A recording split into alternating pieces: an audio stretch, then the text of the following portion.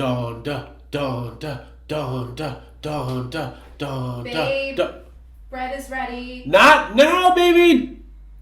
Kanye has put out Donda. Make your own damn bread then.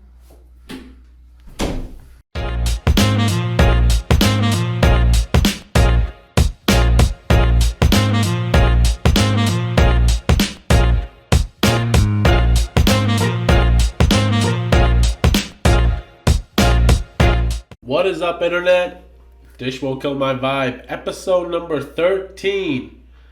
And maybe 13 is unlucky because we are going to be talking about probably the most polarizing figure in hip-hop, rap, music industry. I don't know, one of the most polarizing figures. Either you really hate him, really love him. There's a little section that's in between that's just trying to enjoy the music. That's kind of where I fall, to be honest. But man, I would be remiss to not talk about Kanye and not let you guys know that, you know, unfortunately, I am a Kanye fan. Like straight up, I like Kanye, and I know in 2021, you know, that statement right there might just draw a lot of, you know, looks and raise a few eyebrows, but I'm a Kanye fan. That's that, okay? There, I said it. It's like SpongeBob when he was ugly and proud. I'm ugly and I'm proud. Good! Say it louder. I'm ugly and I'm proud. Louder. I'm ugly and I'm proud. We finally got that album from Kanye, the one that he's been teasing for a while. And again, I really wanted to use this channel to talk about under the radar albums and maybe just things that you may have missed. And I think I've done a pretty solid job with the other episodes that I've done so far, but it's Kanye. Everybody's talking about Kanye. Whether you like him or not, somehow he still knows how to get the publicity that he needs. So he pump faked us like 3 times to these concerts and these little, you know, listening parties or whatever the heck is going on, and somehow he made so much money off of this, and somehow he's still convinced to like sell out like arenas and football arenas and whatever else. And he drew a lot of interest somehow without even dropping a real single off of this album.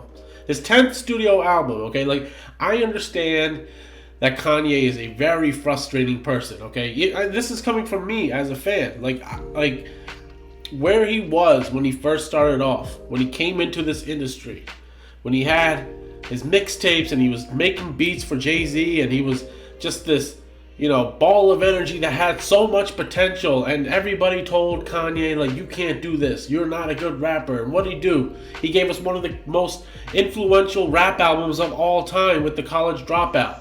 Like, literally, that's the thing that captivated everybody, that just said, you know what, like, wow, this guy, Kanye, is really good.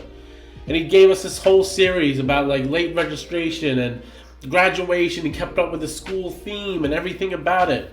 And look, I'm sorry, I apologize in advance. Like, maybe we can fast forward to the actual music review, but I just gotta talk about Kanye for a second, okay? This guy, like, he's pretty much telecasted his whole entire life as an artist, and he's been pretty transparent, you know, for the most part.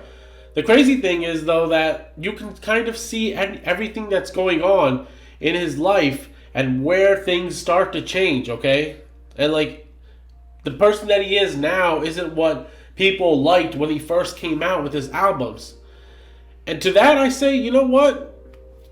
You gotta understand the situation. Like, you really have to understand the situation that's going on in his life, okay? After he made that whole series with graduation, he was going on and he was going to drop out another album, which I think was supposed to be called Good Ass Job, which would have continued the whole line of his soulful rap and witty raps, and one that's making him into this, like, you know, Grammy winning superstar and everything like that.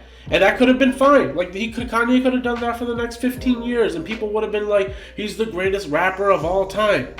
But then he had a tragedy in his life. He lost his mother, the one that was always by his side. And it was a crazy way that he lost his mother, man. He lost his mother due to complications from a surgery, like a plastic surgery. Like, I it's crazy, like, just to think about it, you know? And of course, he just goes in this deep, dark state, and you know, like I mean, if you lost a parent, you know exactly where that is. Okay, like it's undescribable. Like, I wish nobody that pain of losing a parent in their life. But then he put out 808s and Heartbreaks, completely different from all of his sounds. And all of a sudden, you're kind of seeing like Kanye wanting to try to do some different sounds. And maybe people look at 808s and Heartbreaks as the fall of Kanye, but I honestly think it was like a great reinvention. And that album still, to this day, is one of the best albums that I've heard in my life. Like, honestly, like, there's so much amazing production on that. The concept itself is one of the best that I've heard. You know, like, it's just not your traditional music. So every time you tell Kanye, like, oh man, stick to your rapping, stick to this, he's like, no, I'm gonna do what I want to do, whatever I want to do. Okay. Then he gets into this whole like celebrity crush with like Kim Kardashian, like his whole life like went from pretty bad to like, you know, he's trying to recover, and you kind of saw that on my Twisted Dark Fantasy, you know, one of his critically acclaimed, most praised, one of like the highest rated Kanye albums, the one that actually was winning him so many awards. The concept that he gave with the 45-minute like video or whatever, the whole Runaway play or whatever, was just like genius. Like, honestly, like, if you don't have a chance to actually sit there and actually watch the whole video that he put out with that album, like, I don't understand like how you can actually discuss Kanye because you didn't really watch the whole video. And it's kind of crazy, you know, like, it really is. Like, he's not the first person to put out a whole video. I mean, Michael Jackson did one for Thriller. Like, it's just, you know, it's creative. It's very creative. So yeah, then he starts to get really into this whole Kanye, like, and like just really changes. And yeah, I know, like, he says so many frustrating things. Like, he shouldn't have went up on stage and made fun of Taylor Swift. He shouldn't have told people that slavery didn't exist. Like, he should probably not tweet like 95% of the things that he actually tweets. Like, every once in a while you might find one good tweet that actually kind of makes sense, but for the most part, maybe he should have somebody else handling that. And his whole life has just been like, he went under constant scrutiny for all of his actions beforehand, and then he went with the Kardashian clan, and that just got amplified by like 50. So here's a guy who was pretty much like had his mom by his side and just like guiding him through, and he was kind of like doing his own thing and just, you know, starting to make a name for himself, but he was in the spotlight. And then he really was in the spotlight, okay, when like things got just like, probably during his darkest times, and when he needed to like probably not be in the spotlight, everything was shining down on him so much that he needed to just act out and do these things. And yeah, I understand, like, I don't agree with all of his actions at all. Like, it's really frustrating, okay, because like I can sit here and I have to deal with like people that say like, yo, what's your boy Kanye doing? Like, what's he saying? What's he doing? You know? And I'm like, yo, there's nothing I can say. I'm like, he needs help. And that's honestly like, that's the only thing I can say about Kanye, because the thing that frustrates me the most about people that used to love Kanye back then, like from the beginning, and where he is right now, is that they ignore the fact that he absolutely needs help, like professional help. Everybody's starting to say like, Kanye really, like, he really needs help. Like, now it's starting to be a thing. And like, honestly, like, I wish he watched this video, and it just gave me a phone call, or just be like, yo man, like, let's just talk. I was like, hey man, I don't know who's in your circle, I don't know what people are telling you, you know, but like, just take some time to yourself and just talk about what's bothering you. Try to like just you know, like, lay off the medicine, or find like some help, like find like everybody, like, from not even just from his core fans, or, you know, like day one fans or anything like that, but even like artists like J. Cole and Chance the Rapper, and you know, like, he still has support from Jay-Z, and you know, he's getting all the support, but people are just like, you know, they want to help, but I guess they're not really taking it as seriously. And I get it. Like, I laugh like at a good meme. Like, I think I'm the first in line to look at a meme and even make my own meme, to be honest.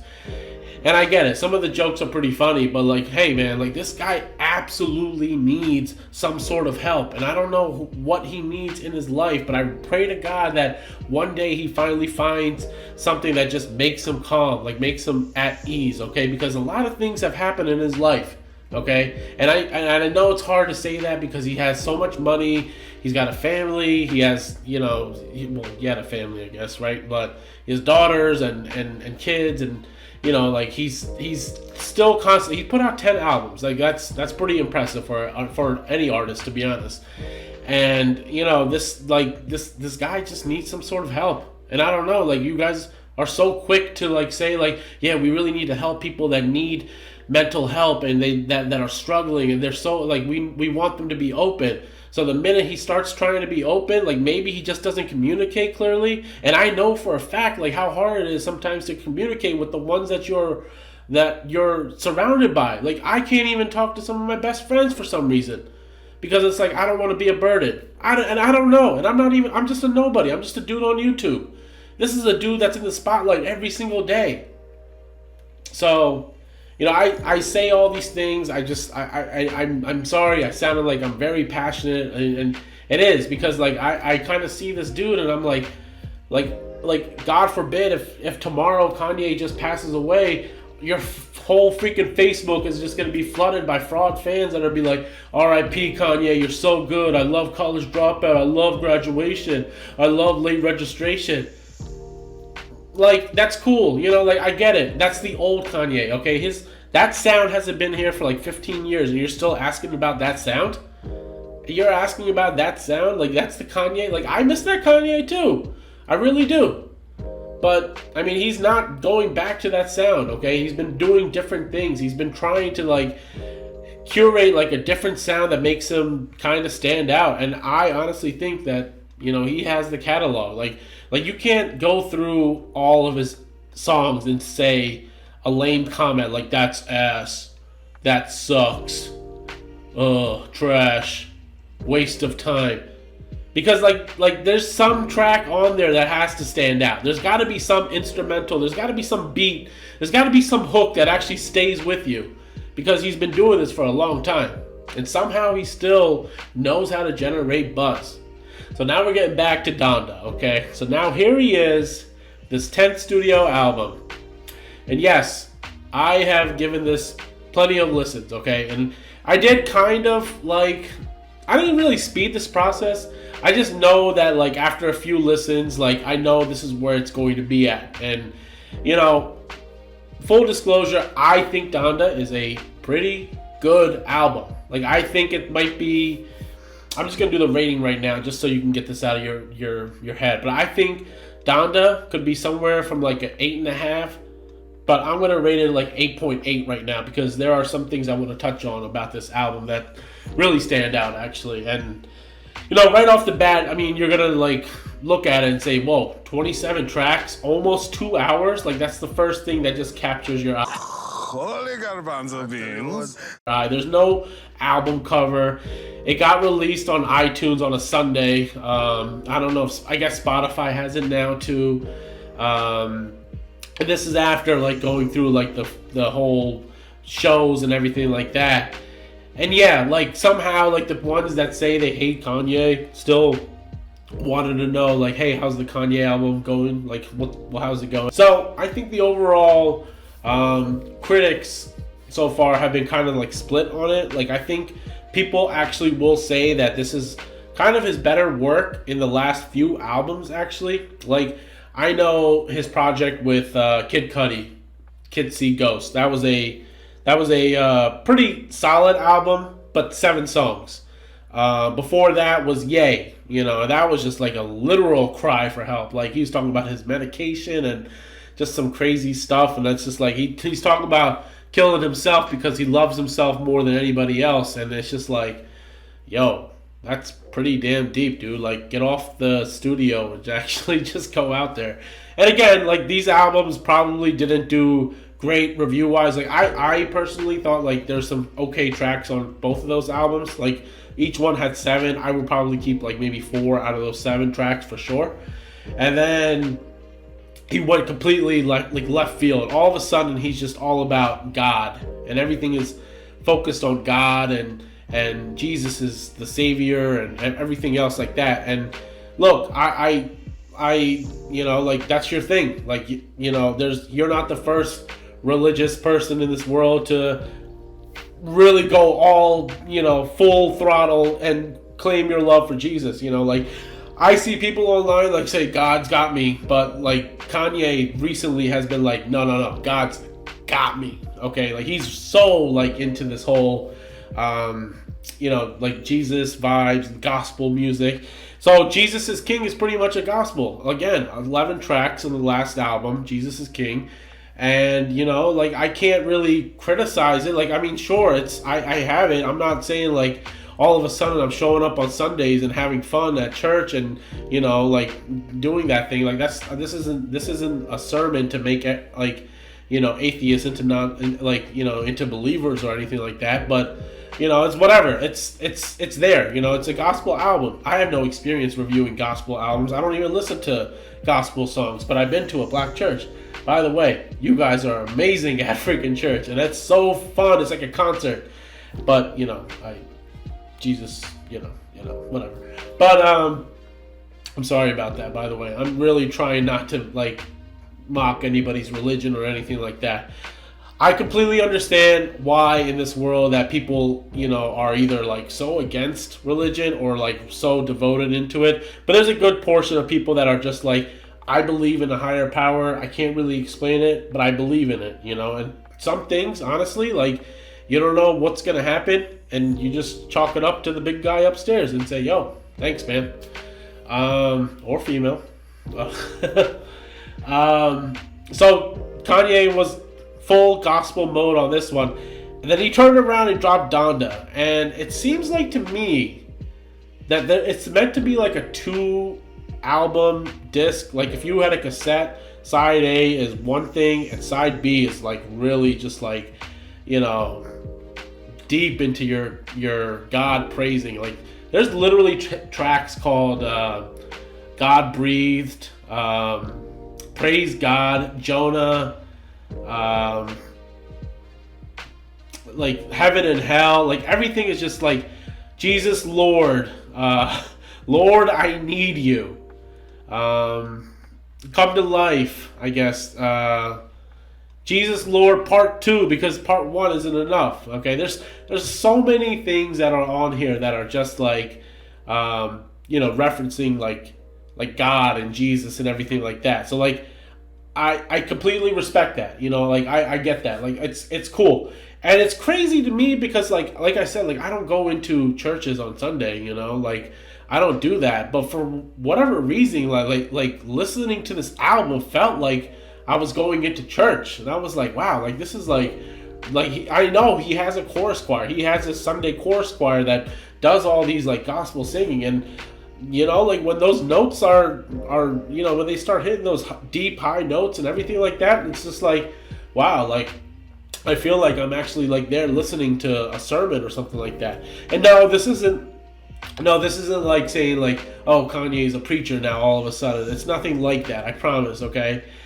Because like in the beginning, like some of the beats that you hear are just like Off the Grid is one of those songs that like just stands out, and I know people are gonna like that one for sure, even though the features might be kind of whatever. But like Off the Grid just has like these strong drums on the background, and even the second track with Jay-Z, JL, sounds kind of like something that you would probably hear from My Twisted Dark Fantasy, and just kind of like right after like Runaway, like Let's Have a Toast for the Assholes. Like this song Jail is like, I'm gonna end up in jail tonight, and it's like, hey, I'm doing me, like that's kind of what it is. So throughout this whole album, like he's just claiming his love for like God, and getting him through his tough times, especially like his public divorce or separation or whatever it is from the Kardashians, and just trying to just navigate through life and everything like that, and all while doing this album. This whole album is dedicated to his mom, Donda West.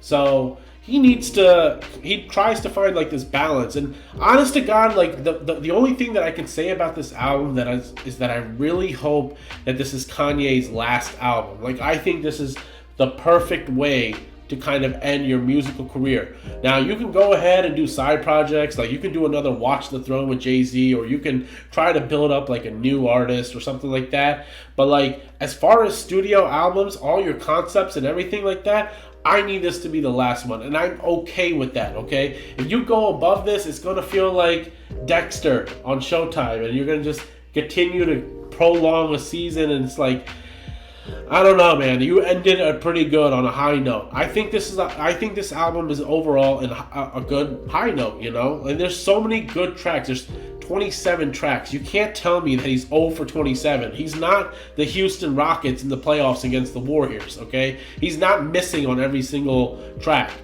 And yeah, there's, of those 27 tracks, there's a couple of skits in there.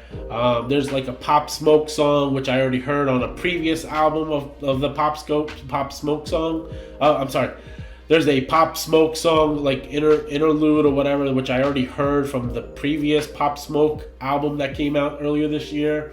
There's like a spoken word intro about from Donda West and Kanye and, you know, everybody else, and it's kind of, you know, it's whatever. So like, you're gonna get like 25 tracks of music, you know, on this, and some of these tracks are really long. Some of them go for like 6 or 7 minutes long, or 8 minutes. Some of them are like quick 2-minute tracks or whatever. I mean, that's just kind of the balance. You got almost 2 hours of content, okay? You have to be able to find at least one song, okay? Like, if you go out there, you listen to all 27 tracks, and you say, nah, I don't like this, something's wrong with you. You're literally trying to find a way to hate on Kanye. Like, that's just all I can say. Like, there's just no way. There's no way, man. Like, you can say, oh, I don't like Kanye, I'm not listening to him. Fine, don't listen to him. But if you listen to Kanye, you don't hate him, okay? So why are you frauding? Like, why are you frauding right now, man? Like I said, man, so many features on this. Jay-Z, Travis Scott, Weeknd, Playboy Cardi, The Lox, Jay Electronica. Seems like every track almost has a feature on this.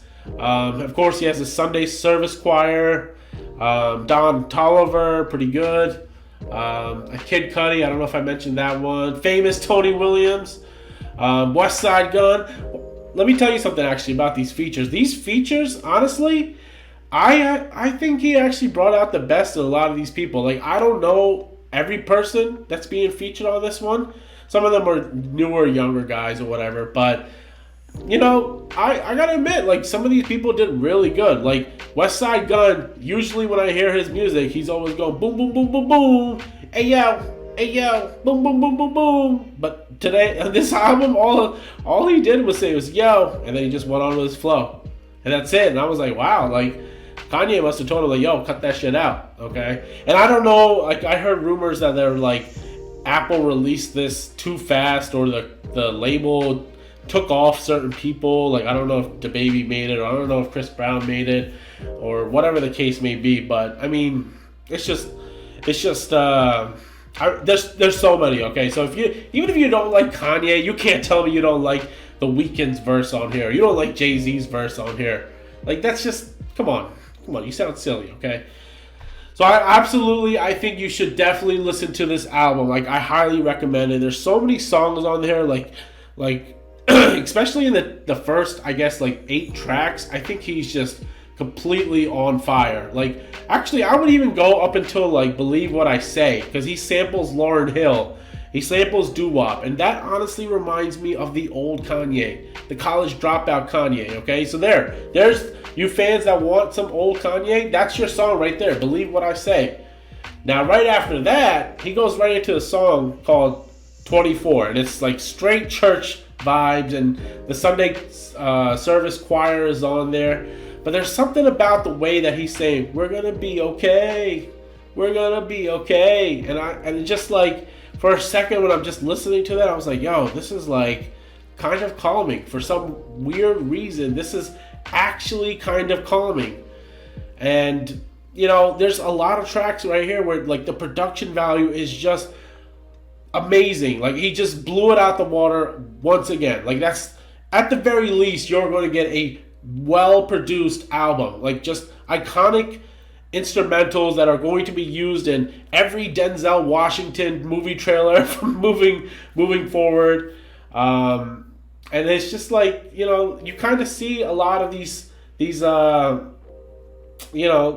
are going on, and it's just it all works. Okay, now is it a perfect album? No, it's a little bit long, and some of the features are questionable because I feel like instead of like a Lil Durk or whatever, whatever his name is, you could put a Big Sean on there. It would have been much more effective. But I digress on that. Okay, like there's still good features on that. And it's hard to pick just one song that I really like about that. I think, honestly, the best song that I seem to like the most is the one called Pure Souls. Something about this track right here. It's featuring Roddy Ricch and I think somebody else is on that one. I'm not too sure, but it just works. It just really, really, really works. And I think it's just a really deep track, and it's actually a really good, like kind of like you're kind of going towards the end of the album. I think it is towards the end.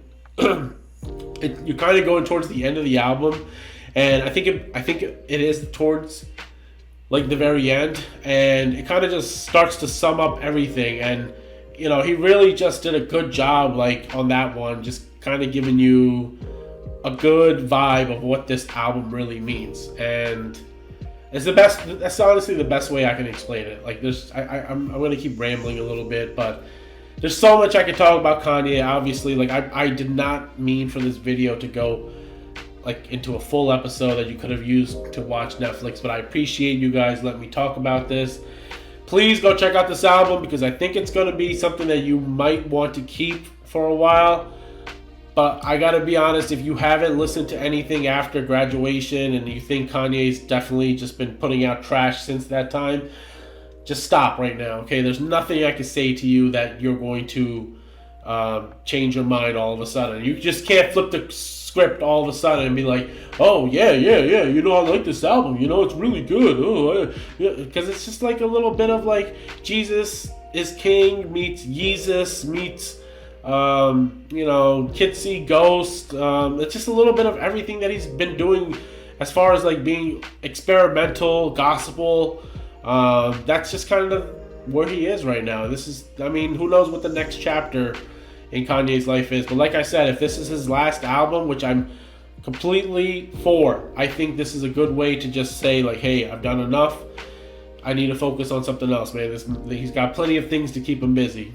Fashion, shoes, whatever, But anyways, yes. Thank you for watching. Wow. Sorry, that's very long. Thank you for watching, guys, and we'll see you guys next time. Peace.